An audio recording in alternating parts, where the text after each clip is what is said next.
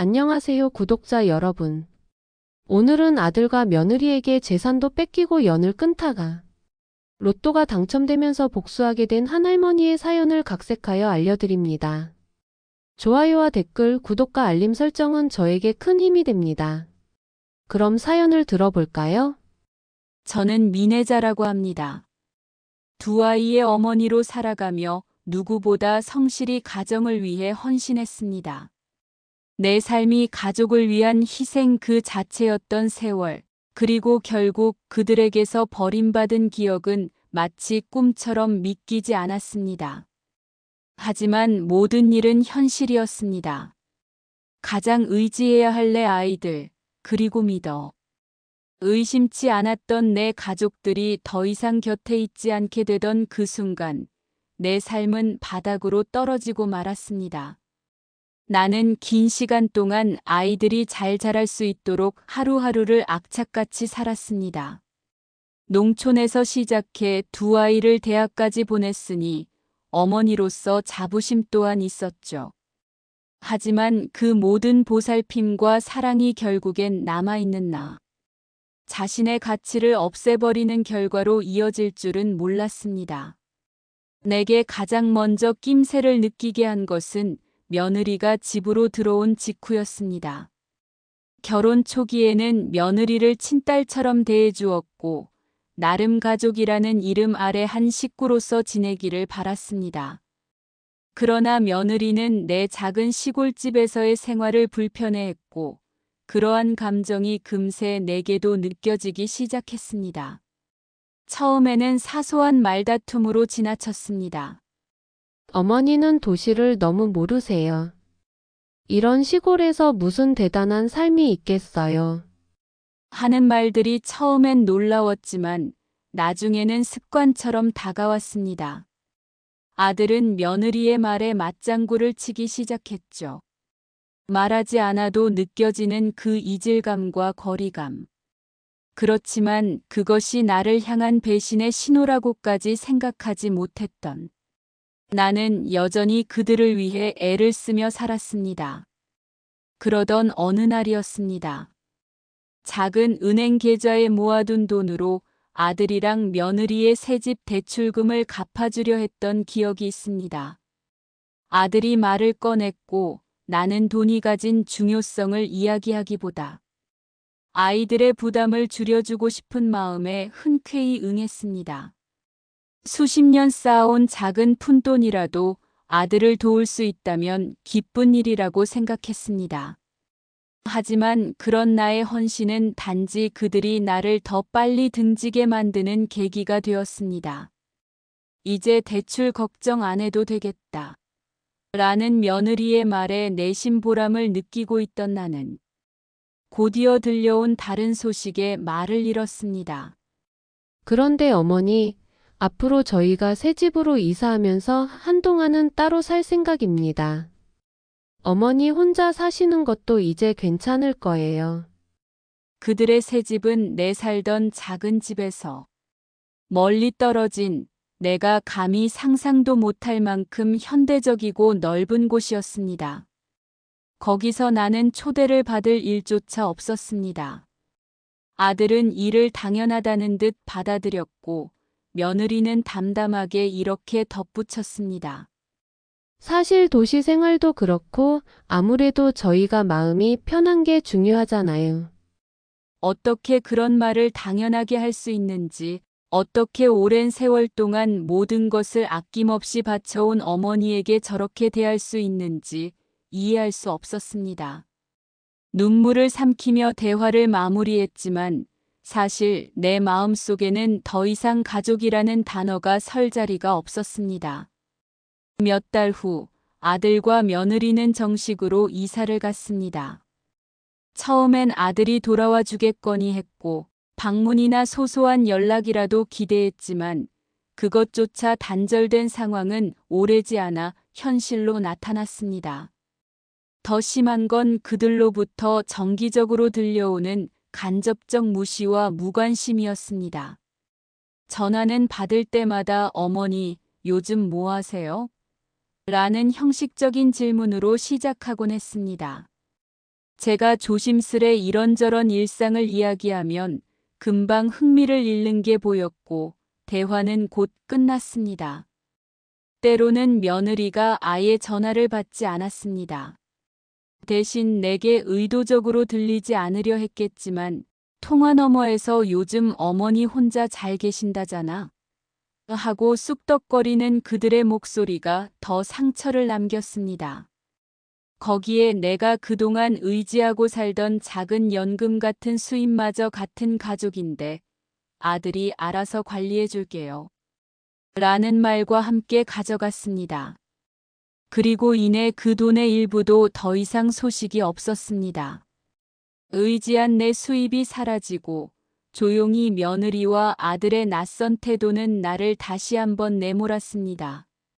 나는 쫓겨나듯 내 재산을 빼앗긴 이후에도 내 삶을 완전히 포기하지 않았습니다. 세상은 차갑고 현실은 잔인했지만 나는 그대로 주저앉을 수 없었으니까요. 혼자가 된다는 것은 그만큼 많은 걸 감내해야 한다는 뜻이었지만 그렇다고 내 자신을 탓하거나 내 자존감을 버릴 생각은 없었습니다. 힘겨운 시간을 보내면서도 나는 스스로에게 이렇게 다짐했습니다. 혜자야, 끝난 게 아니야. 지금부터 다시 시작하면 돼. 내가 여기서 쓰러지면 그들에게 무너진 거야. 절대 그렇게 두지 않을 거야. 나는 작지만 안정적인 수입을 찾아 동네 곳곳을 돌아다니며 일을 구했습니다. 평생 살아온 이 작은 시골 마을에서 내가 할 수 있는 일이란 그리 대단한 것은 아니었습니다.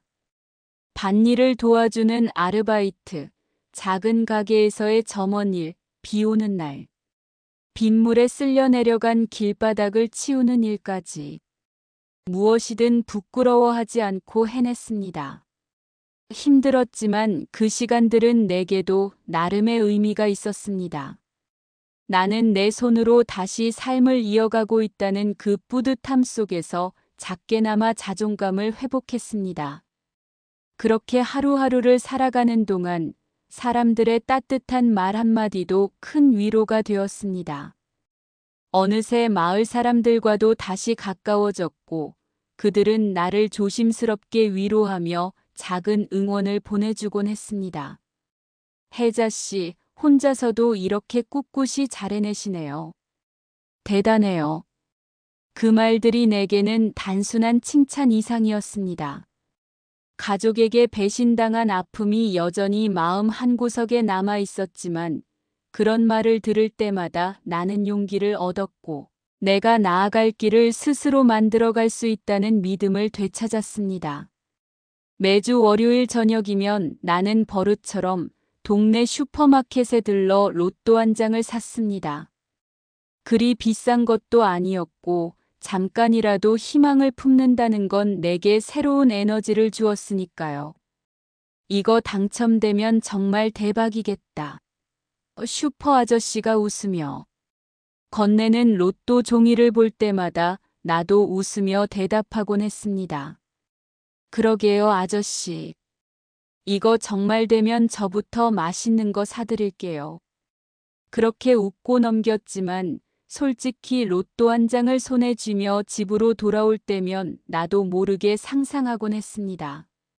당첨금으로 작은 집을 사고 평화롭게 살아가는 그림이랄까요? 그 돈으로 새로운 삶을 꾸릴 수 있을 거라는 아주 작은 희망이 있었던 겁니다. 그러나 당연한 얘기지만 당첨은 쉽지 않았습니다. 그럼에도 나는 포기하지 않았습니다. 누군가는 그 돈으로 차라리 밥 한 끼 더 먹는 게 낫지 않겠냐고 했지만 나는 로또라는 것이 단순한 숫자 이상으로 나에게 무언가를 상기시켜주는 존재라고 생각했습니다. 희망. 비록 지금 내가 손에 쥔 것은 없더라도 언젠가는 새로운 기회가 찾아올 것이라는 그 작은 믿음 말이에요. 그리고 그날이 찾아왔습니다. 어느 주말 오후 나는 평소처럼 로또 당첨 번호를 확인하고 있었습니다. 솔직히 기대는 크지 않았습니다. 그날도 단순히 이번 주엔 어떻게 됐을까 하는 마음으로 천천히 번호를 맞춰 나갔습니다. 하지만 1번, 12번, 21번 번호가 하나씩 맞아 들어갔습니다. 내 손은 점점 떨리기 시작했습니다. 마지막 두 자리까지 맞춘 순간 나는 숨을 제대로 쉴 수 없었습니다. 20억. 내가 당첨됐다고? 그 말이 내 입에서 나오기까지 꽤 오랜 시간이 걸렸습니다. 손에 든 로또 종이가 마치 꿈처럼 느껴졌고 내가 어쩌다가 이런 행운을 얻게 되었는지 스스로도 이해할 수 없었습니다. 한동안 멍하니 앉아 있던 나는 종이를 꽉 움켜잡고 다시 한번 확인했습니다. 맞았습니다. 정말로 20억에 당첨된 것이었습니다. 그 순간 내 마음속에 있던 모든 감정이 한꺼번에 터져나왔습니다. 처음엔 기쁨이었습니다. 누군가에게는 그저 숫자의 나열에 불과한 이 종이가 내겐 새로운 인생을 열어줄 열쇠처럼 느껴졌으니까요. 세상은 여전히 냉정하고 힘들지만 적어도 이제 나는 내 삶을 내 방식대로 다시 시작할 수 있다는 희망이 생긴 것이죠. 그러나 기쁨도 잠시, 문득 아들 내외가 떠올랐습니다. 그들이 이 사실을 알게 된다면 어떻게 나올까요? 잠시도 내게 관심을 두지 않았던 그들이 나를 떠밀듯 내 재산을 빼앗은 그들이 이제 와서 다시 나를 찾아오진 않을까? 그 상상이 내 머릿속을 지배하자 기쁨은 서서히 복잡한 감정으로 바뀌기 시작했습니다. 미움, 분노, 그리고 복수심까지. 나는 여전히 아들 내외가 내게 했던 행동들을 용서할 수 없었습니다. 그리고 이 돈으로 그들에게 무엇을 어떻게 해야 할지에 대한 갈등이 서서히 내 안에서 꿈틀거리기 시작했습니다. 과연 그들이 날 진심으로 대했더라면 어땠을까? 라는 질문이 떠오르며 내 마음은 점점 복잡해졌습니다. 그 순간 나는 결심했습니다. 이 돈은 단순히 나 자신을 위해 쓰는데 그치지 않을 겁니다. 그들이 내게 어떤 상처를 주었는지, 그리고 그로 인해 내가 얼마나 강해졌는지를 보여주는데 사용할 생각이 떠올랐습니다. 나는 그 로또 종이를 조용히 접어 책상 서랍 깊숙한 곳에 넣었습니다. 지금부터 해야 할 일은 많은 돈을 어떻게 관리할 것인가에 대한 철저한 계획이었습니다. 동시에 이 돈이 단순한 행운으로 그치지 않도록 내 삶에서 무엇을 변화시킬지 진지하게 고민하기 시작했습니다. 그리고 앞으로 찾아올 감정의 소용돌이에도 결코 흔들리지 않겠다는 다짐으로 내 삶의 새로운 장을 열 준비를 시작했습니다. 처음 복권 당첨금을 손에 쥐었을 때 저는 단순히 조용히 살고 싶은 욕구가 강했습니다. 저는 소박하고 잔잔한 삶을 원했습니다. 소도시의 한적한 마을에 새 집을 마련했고 이전보다 조금 더 넓고 안락한 생활 공간에서 시간을 보내며 하루하루를 보내기 시작했습니다. 생애 처음으로 자유롭고 안정된 삶을 살게 되었지만 그 과정은 오히려 저에게 깊은 고독을 느끼게 만들었습니다. 주변을 둘러볼 때면 혜자는 자신이 얼마나 혼자였는지 실감하게 됐습니다. 어린 시절 사랑으로 키워온 아들은 자신을 등졌고 며느리는 혐오와 탐욕의 시선을 보냈습니다. 돈으로 모든 것이 해결될 수 없다는 것을 실감하며 다시금 과거를 곱씹었습니다. 밤이 깊을수록 가족과의 따뜻한 대화, 즐거웠던 한때가 그리워졌지만 동시에 그런 과거를 끝내 더럽힌 이들에게 분노가 몰려왔습니다.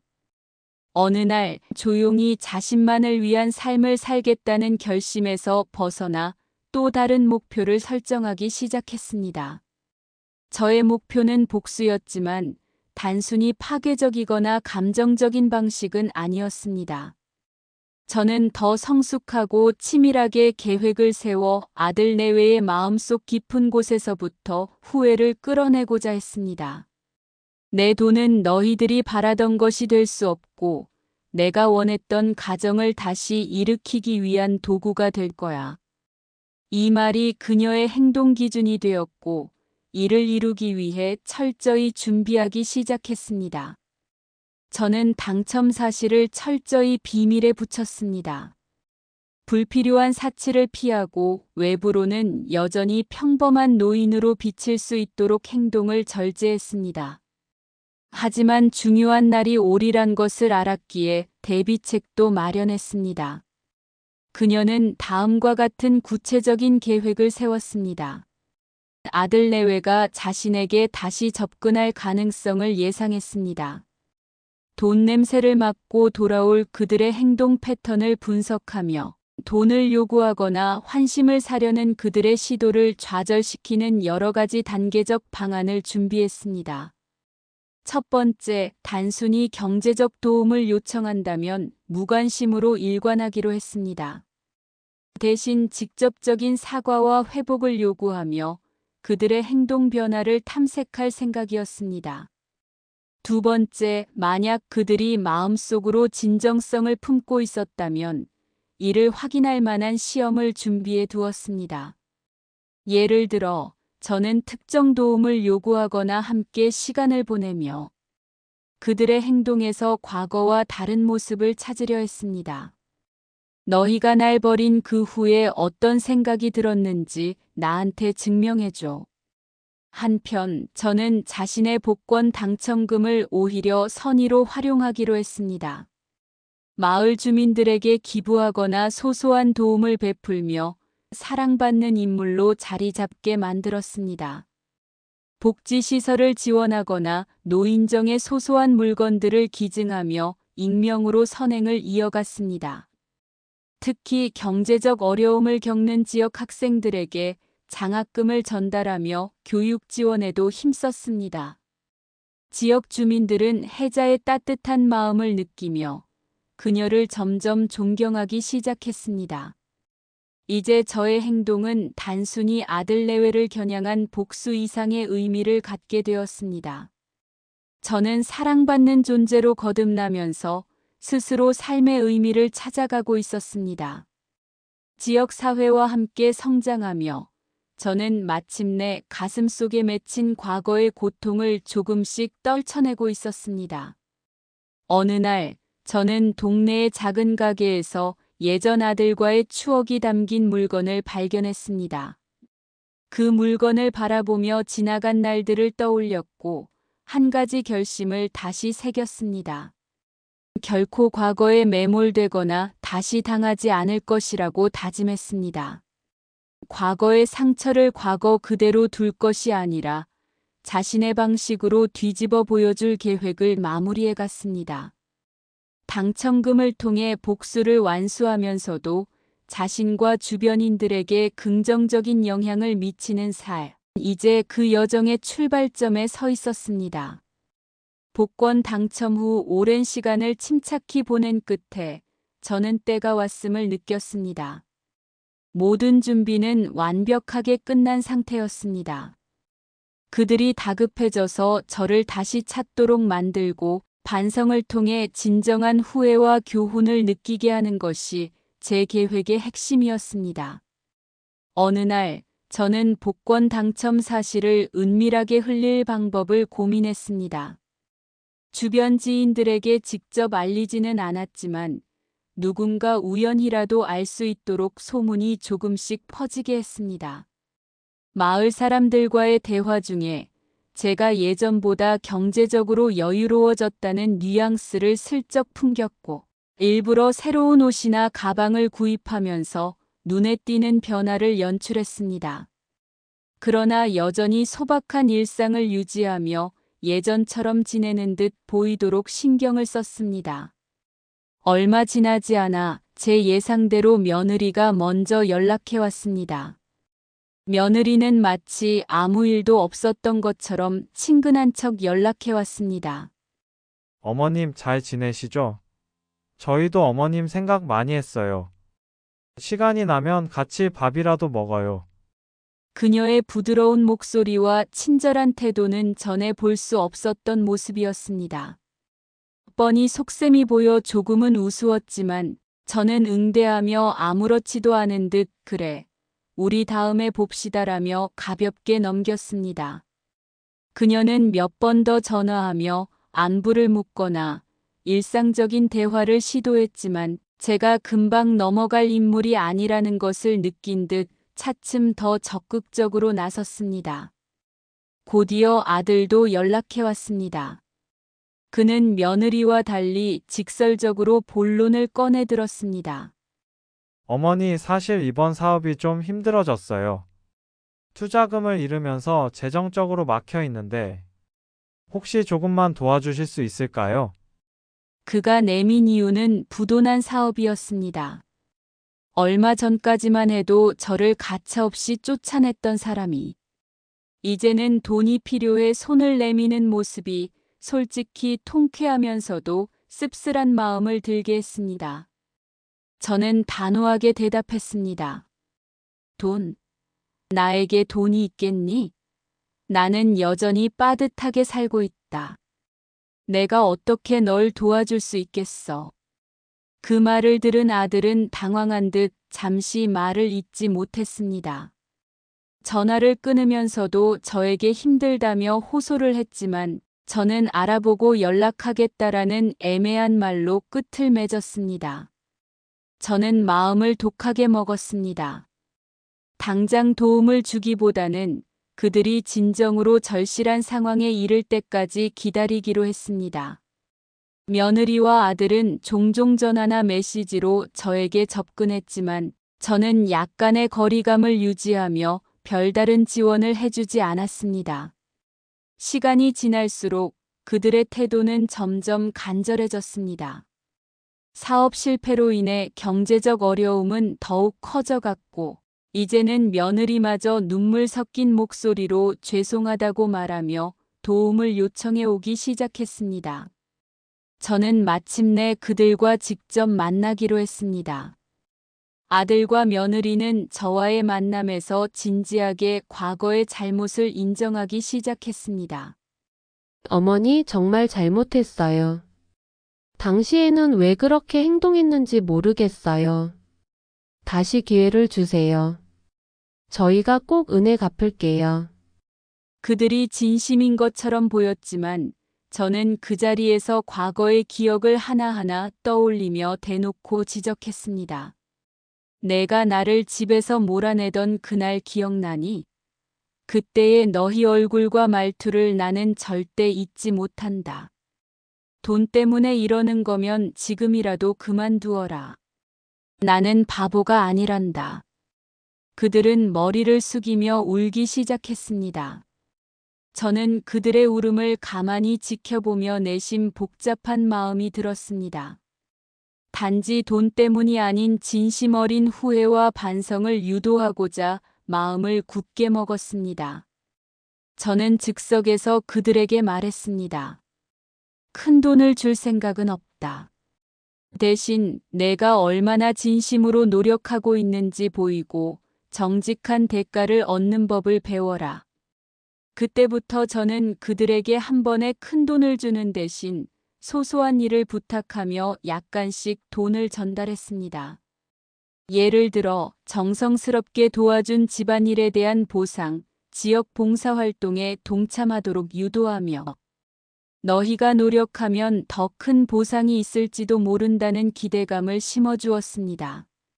처음에는 그들에게 약간만 지원했지만 그들은 마침내 제가 제시한 조건들을 충실히 따르기 시작했습니다. 희망에 가득 찬 눈빛으로 꾸준히 자신의 행동을 증명하는 모습을 보이려 애썼습니다. 그들의 태도가 점점 변화하고 있는 것을 보면서 저는 계획의 다음 단계를 구체화해 나갔습니다. 이 과정이 단순히 제 복수를 위한 것이 아니라 그들이 진정으로 자신들의 문제를 깨닫고 변화하는 계기가 되길 바라는 마음에서였습니다. 저는 아들과 며느리가 다시 자신의 삶에 다가오려는 모습을 지켜보면서 복잡한 감정을 느꼈습니다. 복수를 통해 자신이 얼마나 상처받았고 어떤 고통을 견뎌야 했는지 그들에게 깨닫게 하려던 목적은 이루어졌습니다. 아들 내외는 자신들의 잘못을 돌아보며 진심으로 용서를 구하고자 했습니다. 처음에는 아들의 메시지가 왔습니다. 오랜 고민 끝에 보낸 것임이 분명한 글에는 진심, 어린 사과와 함께 지난날에 대한 참회의 내용이 담겨 있었습니다. 며느리 역시 눈물 어린 목소리로 그녀에게 전화를 걸어 자신의 잘못을 한마디 한마디 되뇌며 후회를 표했습니다. 과거의 저였다면 이 모든 상황을 꿈 같은 기회로 여겼을지도 모릅니다. 하지만 저는 복수를 통해 스스로 성장하고 삶의 새로운 가치를 찾은 지금 예전과는 다른 사람이었습니다. 그저 아들의 진정성을 가늠하기 위해 차분히 그들의 태도를 지켜봤습니다. 처음 몇 달간 아들과 며느리는 진심 어린 행동으로 다시 곁에 두려 했습니다. 하지만 스스로 물었습니다. 이들의 노력은 진심에서 비롯된 걸까? 아니면 다시금 그녀의 재산이나 그 외의 것을 기대한 계산된 움직임일까? 그들은 여러 방식으로 저의 마음을 얻으려 했습니다. 집 앞에 작은 선물을 놓고 가기도 하고 어려운 농사 일손을 돕겠다고 하며 진심 어린 태도를 보이려 했습니다. 하지만 나의 마음에는 의구심이 떠나지 않았습니다. 그렇게 시간이 흘러 어느 날 아들은 직접 찾아와 저의 앞에 무릎을 꿇고 말했습니다. 어머니, 과거 저희가 어머니를 대했던 모습이 너무나 부끄럽습니다. 돈 때문이 아니라 진심으로 저희의 잘못을 속죄하고 싶어요. 그 기회를 주신다면 저희가 평생 보답하며 살겠습니다. 그 진심 어린 태도는 저를 깊은 고민에 빠뜨렸습니다. 오랜 시간 고민한 끝에 결국 그들에게 마지막 기회를 주는 대신 이렇게 말했습니다. 나는 나 스스로 홀로 살아가는 법을 배웠다. 그리고 나는 이제 이 홀로서기를 더 이어가려 한다. 너희가 진정으로 반성하고 있다면 나를 구하지 말고 너희 삶에서 같은 잘못을 반복하지 말거라. 아들과 며느리는 그 말의 무게를 이해하고 떠나며 다시는 같은 과오를 범하지 않겠다는 다짐을 남겼습니다. 저는 이제 저의 남은 삶의 방향을 재정비했습니다. 오랜 시간 동안 간직했던 계획을 실현하기로 마음먹었습니다. 로또 당첨금의 일부를 뜻깊은 일에 사용하기 위해 지역사회를 돕는 프로젝트를 시작했습니다. 어린이 장학재단을 설립하고 마을의 노인정을 재정비하는 등 직접 지역사회에 기여하며 행복을 나눌 수 있는 일들을 진행했습니다. 그 과정에서 돈은 단순히 삶의 목적이 아니라는 것을 다시금 깨달았습니다. 제가 진정으로 원하는 삶이 무엇인지, 그리고 그 속에서 어떻게 더 큰 의미를 찾을 수 있는지를 배웠습니다. 또 카페 창업이라는 오랜 꿈을 이루기로 결심했습니다. 마을 중심가에 자리 잡은 작은 카페는 미네자의 새로운 출발을 상징하는 장소가 되었습니다. 카페는 단순히 커피를 파는 곳을 넘어 마을 사람들과의 소통의 장이 되었고 서로의 따뜻한 마음을 나누는 공간으로 자리 잡았습니다. 카페는 매일 아침 고소한 커피 향과 함께 문을 열었고 주민들은 하나둘씩 카페를 찾으며 그간 저의 삶에 대해 경청했습니다. 이제 누구의 눈치도 보지 않고 저의 의지대로 삶을 즐겼습니다. 가끔 저를 찾는 아들과 며느리의 모습에도 흔들리지 않았습니다. 그들의 눈에서는 부끄러움과 존경이 함께 느껴졌고, 이는 저에게 충분히 의미 있는 변화였습니다. 저는 그날도 카페의 창가에 앉아 햇살을 만끽하며 커피 한 잔을 즐겼습니다. 얼굴에는 평화로운 미소가 떠올랐고, 한동안 감히 넘을 수 없었던 자유와 행복을 비로소 찾아냈습니다.